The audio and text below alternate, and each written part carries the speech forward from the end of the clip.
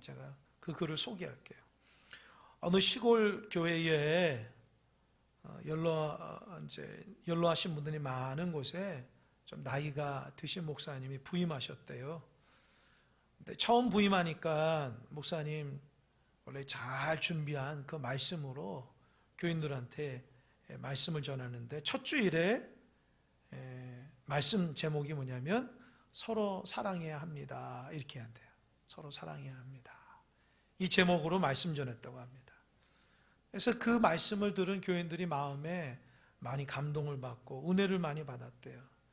그리고 그 다음 주에 또 목사님 어떤 말씀으로 우리에게 귀한 말씀 전해주실까 해서 그 다음 주에 기대감으로 성도들이 딱 말씀을 들으려고 준비하는데 그 다음 주에 설교도 똑같이 서로 사랑해야 합니다. 그 말씀이더래요. 두 번째 똑같은 말씀을 들으니까 조금 의아했지만 그래도 아멘으로 받았다. 세 번째 주가 됐어요. 세 번째 주일에 또 목사님이 단에 서서 말씀을 딱 전하는데 설교 제목이 서로 사랑해야 합니다. 또 제목이더래요. 그러니까 성도들이 목사님 왜 말씀 준비를 안 하셨어? 말씀 준비도 않고 똑같은 설교를 3주 때 한다고 성도들이 이제 웅성웅성 되기 시작해요. 한 달이 됐어요. 이제 네 번째, 그 다음 주에 설교 딱 하시는데 어떤 설교를 했을까요? 어떤 설교를 했을까요? 서로 사랑합시다. 똑같은 설교를 하신 거예요. 교인들이 화가 났어요. 우리 목사님 잘못 모셨다. 어떻게 똑같은 설교를 계속하냐. 한 주간 동안 말씀 묵상하고 기도하고 잘 준비하지 않고 그냥 그 말씀 똑같이 전하면 되겠냐. 이렇게 했다는 거예요. 네. 그래서 교인들이 화가 나서 이제 예배에도 잘 참여도 안 하고 그랬다는 거예요. 근데 그게 무려 3개월 동안 계속 그 설교를 했다는 거예요. 교인들이 안 되겠다. 목사님 다른 설교 하지 않으면 교회에서 나가주세요 그랬다는 거예요. 왜 똑같은 설교 계속 3개월 동안 합니까? 목사님 잘 준비하시고 기도하셔서 설교하지 왜 똑같은 설교 하십니까? 교인들이 화가 났다는 거예요. 그래서 목사님이 알겠습니다. 저 그만두겠습니다. 이렇게 했다. 그래서 마지막 고별 설교를 딱 하려고 목사님 단에 섰어요. 그리고 마지막 교인들이 이제 마지막 목사는 왜 그런 설교를 했는지 얘기하실 거라 생각하는데 그날도 똑같이 서로 사랑합시다 라는 제목으로 똑같이 설교하더라는 거예요. 성도들이 어이가 없고 참 어떻게 반응해야 될지 몰라. 근데 놀랍게도 설교 중간쯤 되니까 교인들이 울기 시작한다. 마음속에 목사님이 오죽했으면 그 설교를 3개월 동안 계속하고 그만두실 때도 그 설교를 하실까? 성도들이 목회자의 그 마음을 헤아렸다는 거예요. 그래서 말씀을 듣는 중간에 다 떠들고 목사님이 마지막 다 설교하고 인사하고 나가는데 성도들이 붙잡아 목사님 우리가 잘못했습니다. 이제 목사님의 그 말씀에 은혜를 받았습니다. 우리 하나님을 사랑하고 이웃을 사랑하고 정말 하나님 사랑하는 사람들 되겠습니다. 목사님 용서해 줘 가지 마세요. 이렇게 붙들고 목사님 만류했다는 거예요. 그리고 목사님이 알겠습니다 하고 딱 그 다음 주에 또 설교를 한 거예요. 그 다음 주에는 무슨 설교였을까요? 무슨 설교였을까요? 예? 대답해 보세요. 무슨 설교였을까요? 또 서로 사랑해야 됩니다 했을까요? 안 했어요. 그 다음 주는 어떤 설교였냐? 섬기고 봉사해야 됩니다. 주제가 바뀌었어요. 그랬더니 그 설교를 딱 듣고 성도들이 우리 빨리 섬기고 봉사하자. 그 섬기고 봉사 안 하면 목사님 또 몇 개월 동안 그 똑같은 설교 할지 모르니까 우리 빨리 섬기고 봉사하자. 그랬더니 한 주 만에 성도들이 열심히 교회 나와서 쓸고 닦고 봉사를 열심히 하더래요. 아, 목사님 그 다음 주에 탁 섰어요. 뭐라서 우리 전도합시다. 성도들이 어떻게 했을까요? 전도지 들고 일주일 동안 전도했다는 거예요. 자,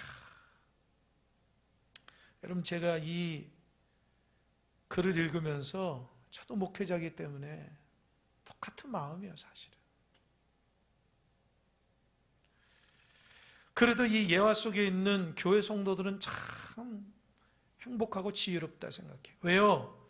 깨달았으니까. 왜 목사님이 그렇게 하나의 주제를 가지고 3개월이 넘쳐 똑같은 설교를 했을까요? 왜요? 성도들이 실천을 안 하니까. 실천을 안 하니까. 말씀을 아는 게 중요한 것이 아니라 그 말씀대로 살아가는 것이 중요한데 그 말씀대로 살아가질 않아요.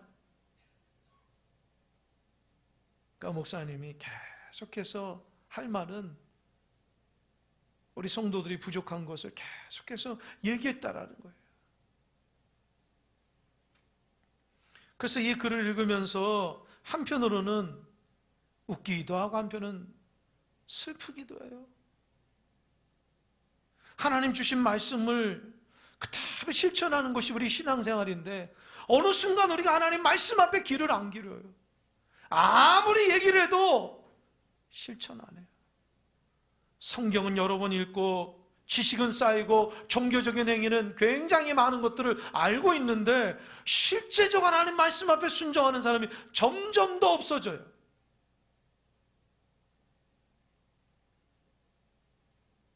여러분, 이게 신앙인이 뭘까요? 신앙인은 하나님 말씀대로 살아가는 것이 신앙입니다. 아멘? 들은 말씀대로 실천하는 것이 신앙인이에요. 하나님 우리를 보는 관점이 뭘까요?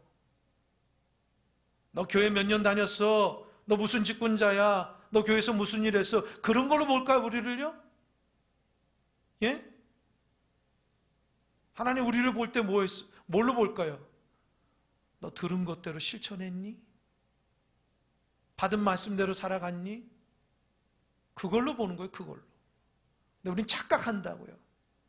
하나님 내가 교회 열심히 다녔기 때문에 하나님 나를 귀하게 여긴 줄 알고, 내가 목사이기 때문에 교회 직분자이기 때문에 나를 귀하게 여긴 줄 알고, 내가 이런저런 일을 했기 때문에 하나님 나를 귀하게 여긴 줄 알아요. 하지만 하나님의 관점은 우리가 그 말씀대로 살아가느냐 안 살아가느냐가 그 관점으로 본다는 거 꼭 잊지 마시기 바랍니다. 그래서 신앙은 여러분이 얼마나 하나님 말씀대로 살아가는 거를, 그게 신앙이에요. 교회 다닌다고 다 신앙인이 아니라 그 말씀대로 살아가는 것이 신앙인을 믿으시기 바랍니다. 할렐루야? 할렐루야? 그래서 자꾸 하나님 앞에 거짓된 모습이 우리 안에 있으면 안 돼요. 정직하고 진실하고 그 말씀대로 살아가야 되는데 그 말씀은 온데간데 없고,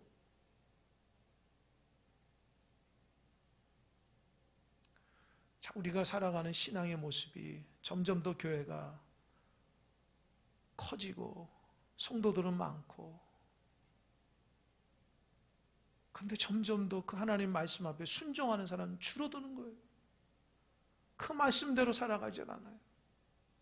진짜 하나님 말씀대로 살아가는 사람은 정말 찾아보기 힘든,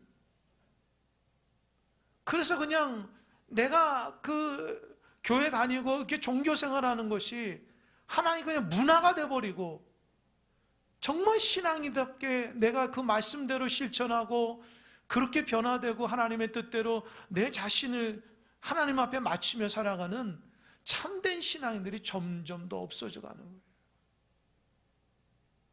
그게 슬픈 우리들의 모습입니다.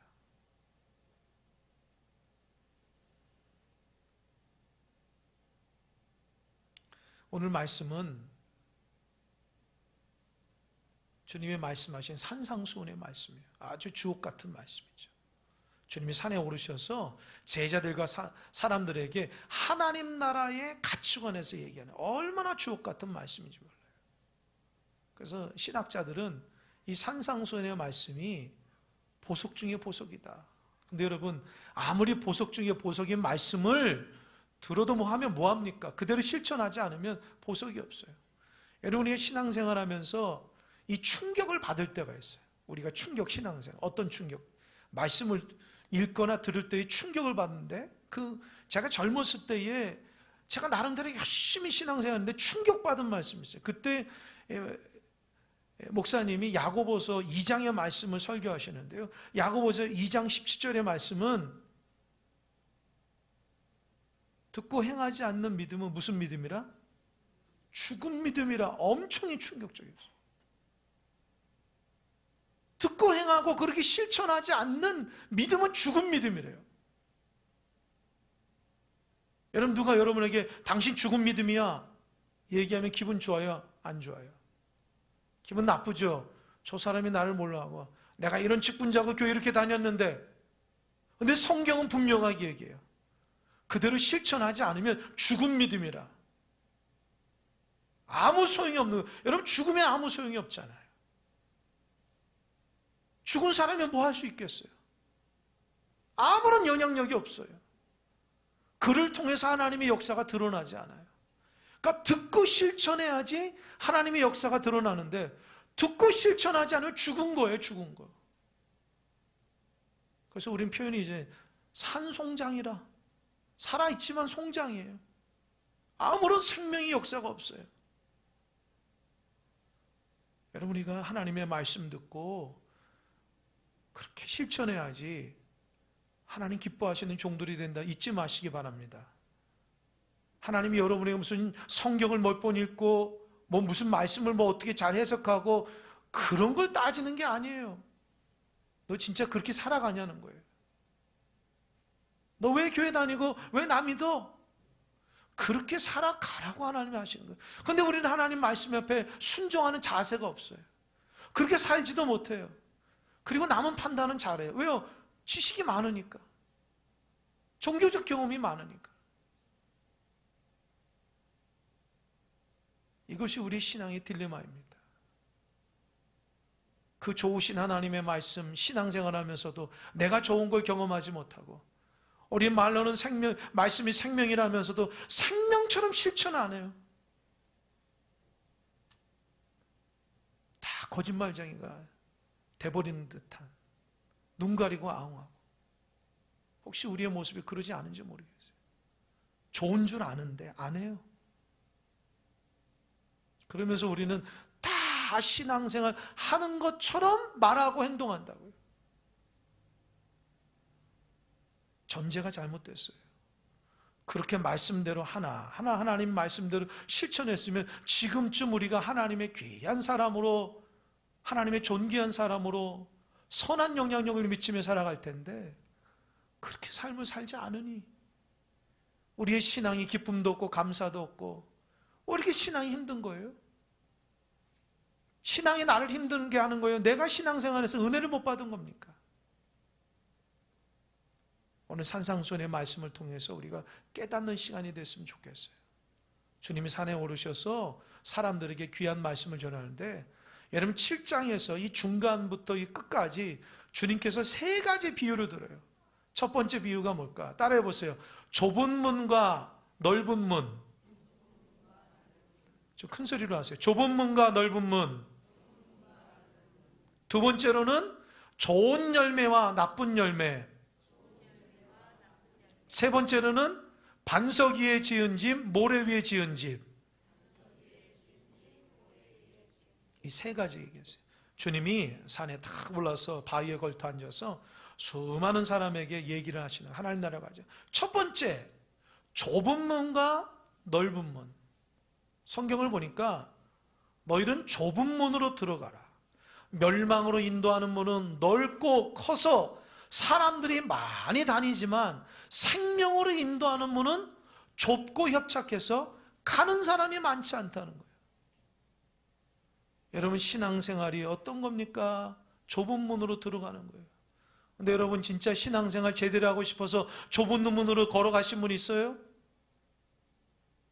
좁은 문으로 좁아가지고 다니기 불편하고 힘들고 그 문으로 들어가면서 신앙생활 하신 분 있어요? 아니면 세상의 관점으로 넓은 문, 가기 편하고 좋고 내가 인정받고 축복받고 다니기 편하고 그렇게 신앙생활 하시는 분이 있습니까? 여러분 신앙생활은요 예수님의 길을 따라가는 겁니다. 할렐루야. 신앙생활은 예수님의 길을 예수님의 길이 어떤 길? 십자가의 길이잖아요. 저를 비롯해서 여러분 모두가 십자가의 그 길을 따라가야 하는데 십자가의 길을 따라가려고 다짐하는 사람이 없어요. 그냥 신앙생활하면 축복받고 남보다 더 많은 축복받아서 존경받고 인정받는 것이 우리의 신앙의 목표가 되어버렸어요. 주님이 말합니다. 진짜 제대로 신앙의 삶을 살아가는 사람들은 좁은 문으로 가는 거예요. 힘들고 어렵더라도 그 신앙 포기하지 않고 세상의 원리대로 살아가지 않고 하나님 말씀 붙들고 살아가는 것이 신앙생활입니다. 할렐루야. 여러분 안에서 좁은 문의 문이 일어나야 돼요. 제가 한 주간 그 신명기 25장 말씀을 우리 중고등부 말씀을 전하려 묵상하는데 거기에서 참 하나님께서 귀한 깨달음을 주세요. 거기에서 신명기 25장 13절로 16절 보면 그래요. 너희가 두 개의 추를 갖고 속인다라는 거예요. 너희가 두 개의 대를 갖고 속인다라는 거예요. 장사하는 사람이 무게를 딱 따는데 정확한 추를 가지고 있는 것이 아니라 거짓말하는 추를 또 하나 담가서 거기다 탁 갖다 놓는다. 장사하는 사람이 정확한 대를 가지고 이렇게 퍼줘야 되는데 이 대 크기가 교묘하게 만들어가지고 조금 주면서 더 많은 것을 이익을 한다는 거예요. 하나님 그런 얘기합니다. 너희들이 온전해라. 속이는 추와 속이는 대를 가지고 살지 말라는 거예요. 정말 정확하게 하나님의 공의와 정의대로 살아가는 자는 하나님 주신 가나안 땅에서 장수하고 오래 산다는 거예요. 그렇지 않으면 하나님이 가증에 의해서 멸망시킨다는 거예요. 이게 신명기의 말씀이거든요. 여러분 하나님 앞에 정직하고 진실하게 살아가는 거 쉽지 않아요. 직장에서 여러분 정직하고 진실하게 크리스찬의 모습으로 살아갑니까? 아니면 남 볼 때만 그렇게 하십니까? 가정에서도 만나는 모든 사람에게 하나님의 정확한 추를 가지고 대를 가지고 하나님의 원리대로 살아가십니까? 아니면 아니 뭐 다른 사람들이 다 그러는데 내가 뭐 특출하다고 그래? 라고 하면서 다른 사람 다 그런데 나도 그러면 안 돼 라고 하면서 좁은 문을 걸어가지 않고 자꾸 내가 원하는 넓은 문으로 갑니까? 그러니까 변화가 안 되고 그러니까 우리가 생명력을 느끼지 못하는 거예요. 귀한 말씀 아무리 들으면 뭐예요? 내가 하나님 원리대로 살아가야 되는데 여전히 머릿속에 세상의 가치관으로 살아가는데 말로만 예수님 예수님 얘기하고 내 삶은 예수님이 없는데 어떻게 우리가 하나님 원하시는 삶을 살아갈 수 있을까요? 제가 많이 깨달았어요. 진짜 하나님 앞에 정직하고 공의로움을 회복하자. 하나님 그걸 원하는데 내가 느끼는 대로 하면 안 된다. 주님 말합니다. 좁은 문으로 들어가라. 예수님 당시에 수많은 사람들이 다 넓은 문으로 가는 거예요. 주님이 걸어가신 길은 걸어가지 않고 주님이 첫 번째 얘기예요. 두 번째로는 좋은 열매를 맺어야지 나쁜 열매를 맺지 말라는 거예요. 그게 뭐냐면 거짓 선지자들을 조심하라. 거짓 선지자들은 겉으로는 양의 모습이지만 속은 노력하는 일이라는 거예요. 음흉하다는 거예요. 겉으로만 의로운 척하고 속에서는 오만 가지 탐욕을 가지고 살아가는 사람들이라. 그래서 그 사람들이 잘 보라는 거예요. 그가 말과 행동의 열매를 보라는 거예요. 그러면서 그 비유를 드립니다. 가시나무에서 가시가 맺지 포도가 맺지 않는다는 거예요. 엉겅퀴에서 엉겅퀴가 맺지 무화과가 열매를 맺지 않는 거예요. 그래서 좋은 나무에서 좋은 열매가 있고 나쁜 나무에서 나쁜 열매가 있는다는 거예요. 참 이 말씀 한 주간 묵상하는데 자꾸 걸어가면서 하나님 기도, 하나님 저 좋은 열매 맺게 해주세요. 좋은 열매 맺게 해주세요. 그러면 여러분 좋은 열매가 맺으려면 어떻게 해야 돼요? 내가 어떤 나무가 돼야 돼요? 좋은 나무가 돼야 돼요. 여러분 저는 목회자이기 때문에 우리 성도들을 이렇게 유심히 봅니다. 왜요? 유심히 봐야지 성도들을 잘 지도하고 하나님 말씀대로 잘 권면해서 믿음의 길을 걸어갈 수 있도록 여러분 보면 하나님 그 역할을 저에게 주신 거예요. 여러분의 믿음 생활 잘하라고 그런 눈을 주셨어요. 그래서 그를 기도하고 권면하러 주셨거든요. 정말 좋은 열매 맺는 사람들의 모습을 보면 그가 하나님 앞에 좋은 나무로 살아가기 때문에 그런 열매를 맺어요. 어떤 사람은 자기가 열매 없다고 그러는데 잘 보면 나쁜 나무이기 때문에 좋은 나무가 되지 않고 나쁜 나무처럼 그렇게 살고 삶의 방식을 살기 때문에 안 좋은 열매가 맺은 거예요. 근데 열매가 나쁘다고만 핑계대지 자기가 좋은 나무가 되려고 하질 않아요. 좋은 나무가 되려면 어떻게 해야 돼요? 하나님의 말씀과 기도로 살아가면 되는 거예요. 나는 그렇게 살지도 않으면서 내 안에서 나쁜 열매가 있다고 왜 나에게 나쁜 열매가 있는지 모르겠다고 얘기하면 되겠습니까? 그렇게 하나님의 방식으로 살지 않대. 내가 가시나무로 살아가는데 어떻게 포도나무가 되겠어요? 포도 열매를 맺으려면 어떤 나무가 돼야 돼요? 포도나무로 살아가야 돼요. 할렐루야? 할렐루야? 하나님의 말씀으로 살아내고 하나님 말씀으로 다듬고 하나님 말씀으로 나를 절제하고 하나님의 은혜로 살아가려 노력해야지 그 열매가 맺히지. 그렇게 살아가지 않는데도 내 안에서 무슨 주렁주렁 열매가 있길 소망합니까? 그래서 한자도 있잖아요. 불안당 같은 사람, 땀 흘리지 않고 열매 맺으려고 하는 사람, 우리 그러죠. 불안당 같은 놈들이라고. 거짓말쟁이죠. 하나님 앞에 그렇게 살아가려고 노력도 하지 않으면서 하나님 앞에 축복을 바라고 열매를 바란다고요? 여러분 있을 수가 없습니다. 그 당시에 소위 하나님의 말씀을 맡은 자라고 소위 성전에서 일꾼이라 하는 사람들을 보면 주님 입장에서 그런 모습이 너무 많은 거예요. 그들의 특징이 두 가지를 얘기해요. 첫 번째 뭐냐? 주님이 능력이 많으니까 주님 앞에서 주여 주여 한다는 거. 예수님 예수님 한다. 그러면서 하는 말이에요. 주님에게 야 너희들 나한테 와서 주여 주여 하는 자마다 하나님 나라 내가 말하는 천국 가는 게 아니라 하나님의 말씀대로 실천하면 순종하는 자가 간다고 얘기해요. 그러니까 주님의 눈에는 주님 와서 그냥 주여 주여 하고 주님 잘 따르는 것 같은데 보니까 주님 말씀대로 하나님 말씀대로 살지를 않아요. 그러니까 주님이 어떻게 해요? 너 그러고 천국 못 가. 너 그리고 하나님 나라 가는 게 아니야. 너가 정말 받은 말씀대로 순종해야지 그냥 겉으로만 해서 주여 주여 하면서 주님 위하는 척하면서 살면 안 된다. 이해되십니까? 주님은 정확히 그들의 삶을 본 거예요. 그들의 말을 들은 것이 아니라 그들의 삶이 하나님의 말씀으로 살아내는가를 본 거예요.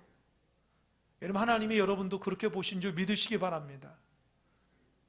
여러분 우리가 믿음이 없고 믿음이 부족한 게 왜 그래서요? 우리가 하나님 말씀대로 살지 못해서 그래요. 여러분 한 말씀이라도 하나님 말씀대로 살아가면 왜 믿음이 없겠습니까? 왜 믿음이 약해지겠어요? 내가 하나님의 원리대로 살아가면 그 약속의 말씀을 붙들어 주시는데 내가 그 말씀대로 살아가지 않으니까 내가 수년 동안 수십 년 동안 신앙생활해도 아름다운 열매를 맺지 못하는 거예요. 그게 안타까워요. 주님이 또 한 가지 얘기합니다. 사람들이 소위 능력자들이 주님 앞에 주님 내가 주의 이름으로 나가서요 하나님 말씀 탁 전하니까 선지자처럼 말씀 저 사람들이 다 변했습니다. 주님 앞에 칭찬 듣고 싶어서 그런 얘기하는 거예요.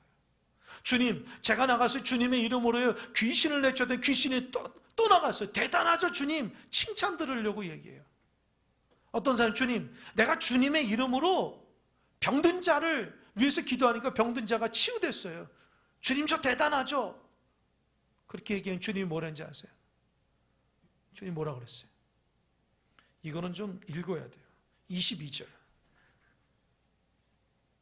22절, 23절 다 같이 읽겠습니다. 시작. 그날에 많은 사람이 나더러 이르되 주여 주여 우리가 주의 이름으로 선지자 노릇하며 주의 이름으로 귀신을 내쫓아 주의 이름으로 많은 권능을 행하지 아니하였나이까 하니니 그때에 내가 그들에게 밝히 말하되 내가 너희를 도무지 알지 못하니 뭐라고요? 불법을 행하는 자들 내게서 떠나가라 하시니라. 저 좀 보세요. 여러분 이해가 돼요? 그 사람들이 자기 이름으로 한 게 아니라 주님의 이름으로 선지자 노릇하고요, 귀신 쫓아내고 능력이 하세요. 우리는 그 사람, 야 대단하다, 저 사람 하나님이 귀하게 쓰시는 사람이라 생각하죠. 주님은 안 그랬다. 나 너 몰라. 불법을 하면 썩 꺼져라 이렇게. 여러분 분명히 결과는 주님의 이름으로 귀신이 떠나가고 병든 자가 고침 받았잖아요. 그럼 주님의 역사가 일어나는 건 분명하잖아요. 그런데 주님께서는 그들 전혀 모른대요. 여러분 이거 어떻게 해석해야 돼요? 여러분 귀신 들린 자 있고 병든 자가 있어요. 그래서 그 사람이 주님의 이름으로 했더니만 고쳐줬어요. 맞아요. 그걸 주님께서 고친 거예요. 하지만 그 고쳐준 사람이 주님의 이름을 아무리 외쳐서 능력을 행하도 그가 주님의 말씀대로 살아가지 않으면 주님께서는 나 너 몰라. 그렇다는 거예요. 얼마나 충격적인 말씀입니까? 제가 이 말씀 한 주간 묵상하면서 주님 저에게 말씀하신 것처럼 들었어요. 내가 아무리 여러분에게 말씀을 전하고 선지자 노릇해서 여러분이 변화되고 여러분이 주님의 말씀대로 살아가도 하나님은 나를 평가하는 건 그건 것 가지고 평가하는 게 아니에요.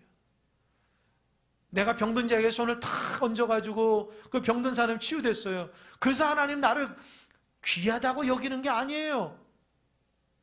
내가 아무리 능력이 많고 은사가 많아서 하나님의 큰 역사를 일으켰다 하더라도 하나님이 그거 보고 나 평가하는 거 아니에요. 하나님 나를 평가하는 거 뭡니까? 너가 정말 그 말씀대로 살, 너가 변화됐냐는 거예요. 할렐루야? 할렐루야? 여러분 변화됐습니까? 하나님 그거 보는 거예요. 여러분 뭐 향한 거 하나님 그거 보지 않아요. 착각하지 마세요. 하나님 나에게 보는 거는 너가 그 말씀대로 실천했냐 그거 보는 거예요. 네가 그 말씀을 소중히 여겨서 하나님 말씀대로 실천했냐 아니면 겉으만 커져가지고 다 하는 것처럼 거짓말하는지 아는지 하나님 다 아신다. 얼마나 이 말씀이 사실 우리가 불편해요. 얼마나 불편해요. 사실 내가 하나님 말씀대로 살지 못하는데 참 부끄러운데 오늘 목사님이 정확하게 나를 그냥 한 방 탁 치는구나. 제가 여러분 치는 게 아니에요. 주의 말씀이 여러분 치는 거죠. 이 말씀 듣고 변화되라고 하나님께서 주신 메시지입니다. 더 이상 하나님이 가만두지 않으시는 거예요. 너 그렇게 위선자처럼 하나님의 뜻대로 살지도 못하면서 자꾸 하나님의 이름 거들먹 거릴래? 하나님의 말씀대로 살아가야지. 너 삶이 조금이라도 주의 말씀에 순종하며 살아. 그렇게 살지도 않으면서 그렇게 살면 되겠니? 하나님 우리에게 주신 메시지. 저도 얼마나 회개하는지 몰라요. 그러면서 오늘 말씀을 하나님 전해주는 거예요. 24절 자막 읽어보겠습니다. 시작.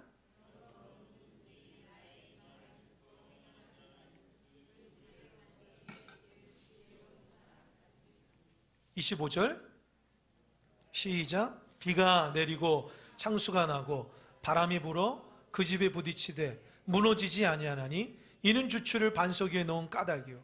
저 좀 보세요. 주님이 그 말을 듣고 그 말이 뭐예요? 좁은 문과 넓은 문, 좋은 열매가 나쁜 열매의 말씀을 듣고 그래도 너희들이 이 말씀대로 안 살아갈 거야? 진짜 그 말씀대로 살아가. 그러면 너희 집이 반석 위에 지은 집이 될 거야. 튼튼한 집이 될 거야. 근데 그 말씀대로 살아가지 않으면 옛날처럼 살아가면 모래 위에 쥐었다는 거예요. 아무리 크고 멋지게 지나도 비바람이 부는 고난이 오거나 어려움이 있으면 다 무너진다는 거예요. 제가 이 말씀 묵상했어요. 저도 그렇고 우리 성도들도 그렇고 이 땅에 사는 신앙인들이 문제가 생기면 넘어지는 사람들이 있어요. 하나님이 안 보이시는 분들이 있어요. 평상시는 굉장히 신앙생활 잘하는데 작은 문제도 자꾸 넘어지고 쓰러지고 낭망하고 그런 분들이 있어요. 이유가 뭘까요? 오늘 원인을 찾았어요. 왜요?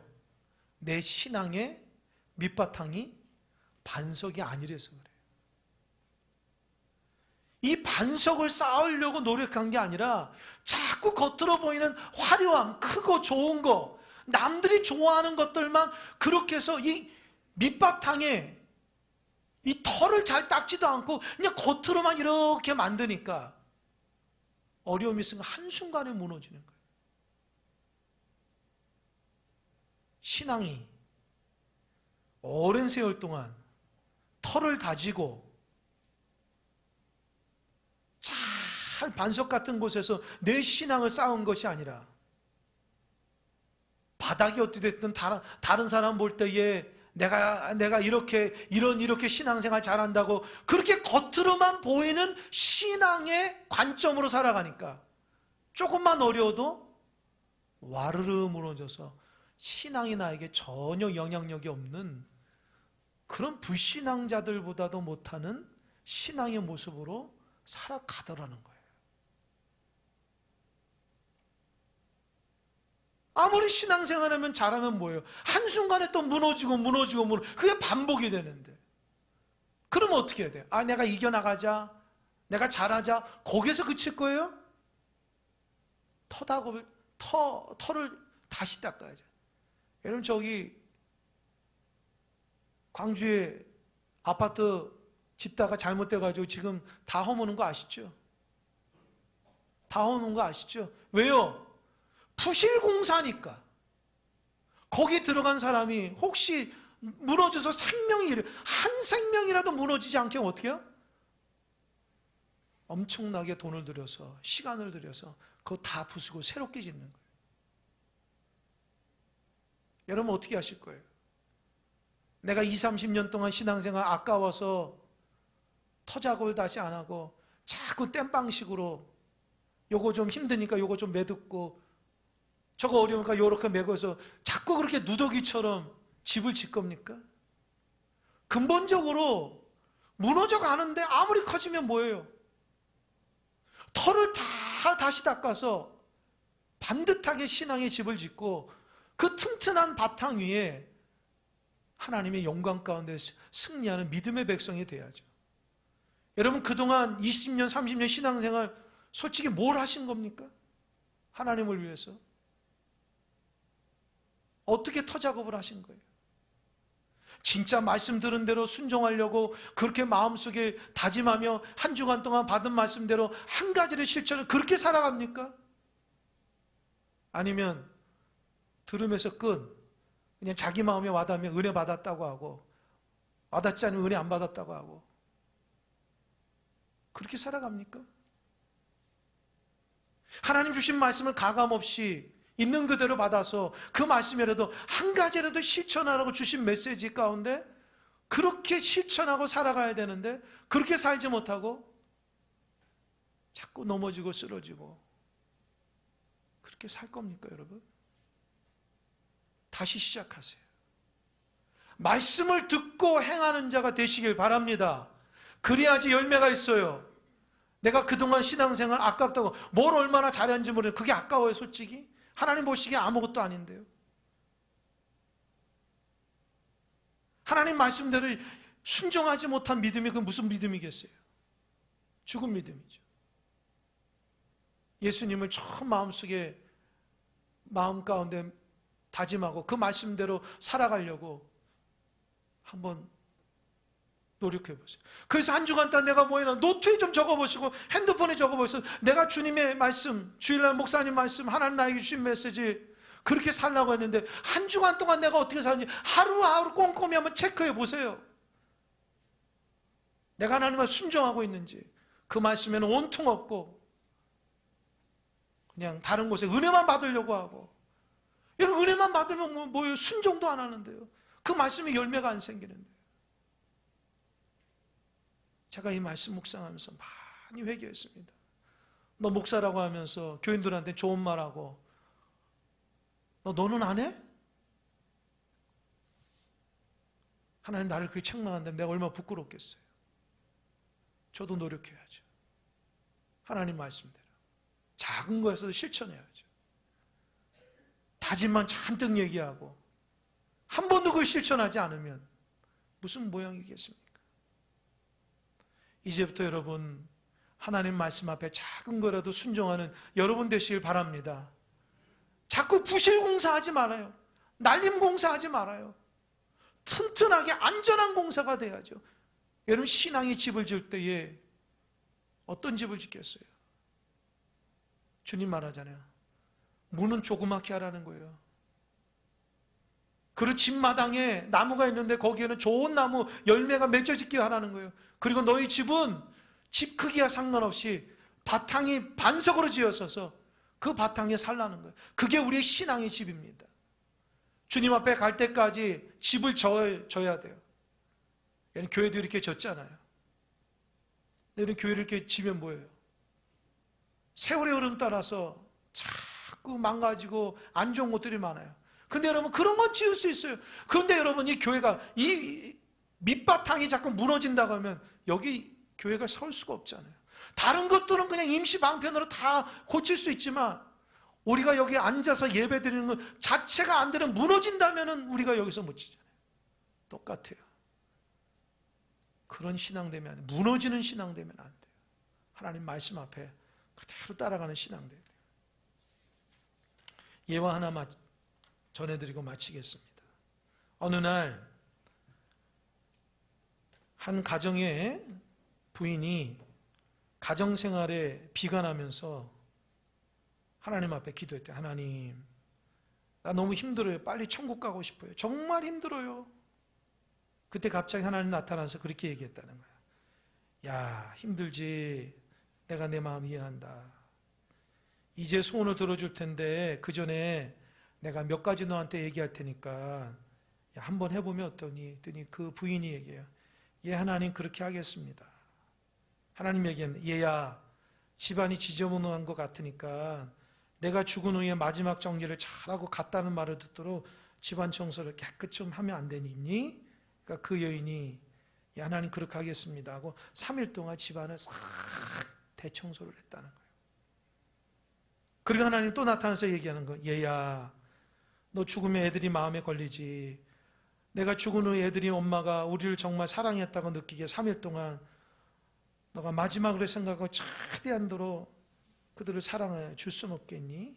3일 동안 그 애들을 사랑으로 품어주고 정성스럽게 요리도 해주고 그들과 함께 시간 한번 보내보지 않겠니? 예, 그렇게 하겠습니다. 그렇게 했대요. 다시 3일 후에 하나님 말씀하셨어요.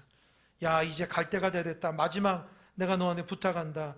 너 남편 때문에 상처 많이 받고 미우고 힘들지. 그래도 장례식 때 너 남편이 너에게 참 좋은 아내였는데 라는 말이 나오게 3일 동안 남편한테 최대한 친절하게 잘해줘라. 마음에 내키지 않았지만 천국에 빨리 가고 싶은 그녀는 3일 동안 하나님 말씀하신 대로 남편에게 최대한 친절을 베풀며 그렇게 지냈대요. 그리고 딱 9일이 지나서 9일이 돼서 하나님 그런 거예요. 하나님이 그 여인에게 야, 이제 천국 가자. 근데 야, 너희들 너 집 한번 봐라. 그 여인이 돌아보니까 집은 너무나 깨끗해 있고 그 깨끗한 집에 아이들이 웃음꽃을 피우고 남편이 흐뭇하게 자기를 바라보는 아주 행복한 가정이 되어 있는 거예요. 그리고 그 여인이 천국 가고 싶지 않은 거예요. 왜요? 천국이 만들어졌으니까. 그러면서 그 여인이 하나님, 제가 결혼을 처음으로 내 집이 천국 같아요. 그렇게 얘기해요. 하나님 갑자기 이 행복이 어디서 왔죠? 하나님께 물어요. 하나님에게 야 그게 너 9일 동안 너가 만든 거야. 너가 만든 거예요. 그 부인이 하나님께 얘기해 정말이요? 그럼 이제부터 이렇게 천국을 만들며 살아가 볼게요. 그렇게 했다는 거예요. 여러분 삶 가운데 천국이 되려면 생각만 가지고 있는 것이 아니라 그렇게 하셔야 됩니다.